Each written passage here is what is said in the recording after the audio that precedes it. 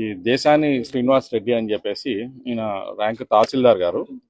ఈయన divisional administrative ఆఫీసర్గా మన ఇబ్రహీంపట్నం ఆర్డీఓ ఆఫీస్లో వర్క్ చేస్తారు. ఈయన పైన కొన్ని అధిక ఆదాయం, కరప్ట్ ప్రాక్టీసెస్ అడాప్ట్ చేస్తూ చాలా డబ్బులు కూడబెట్టుకున్నాడు, ఆస్తులు కూడబెట్టుకున్నాడు అనే ఒక అలిగేషన్స్ పైన మేము మా డీజీ గారితో పర్మిషన్ తీసుకొని ఒక కేసు రిజిస్టర్ చేయడం జరిగింది.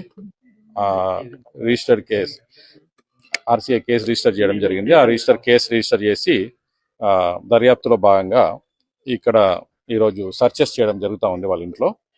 దీంతో పాటు ఇంకా దాదాపు ఒక 7 ప్లేసెస్లో కూడా సైమల్టేనియస్గా సర్చెస్ జరుగుతూ ఉన్నాయండి. సో ఈరోజు సర్చెస్లో భాగంగా సెర్చ్ చేసినప్పుడు మాకు దాదాపు ఒక 8 ఓపెన్ ప్లాట్స్, ఒక 3 తుర్కయాంజల్లో ఉన్నాయి, ఒక 3 యాదగిరిగుట్టాల్లో ఉన్నాయి, ఒకటి హస్తినాపురము, ఒకటి విశ్వేశ్వర నగర్ కాలనీలో, ప్లస్ ఒక G+3 ఫ్లోర్ బిల్డింగ్ ఇదైతే మీ ముందు ఉంది చూస్తున్నారు. అదొకటి, ఒక ఫ్లాట్ ఏమో కర్మాన్ ఘాట్లో ఉంది, ఇంకో ఫ్లాట్ విశ్వేశ్వర ఇంజనీరింగ్ కాలేజ్ దగ్గర ఒక ఫ్లాట్ ఉంది. సో ఇది కాకుండా ఒక 10 ఎకరాలు 8 గుంటల ల్యాండ్, ఇది నల్లవెల్లి విలేజ్ ఆచారంలో ఉంది.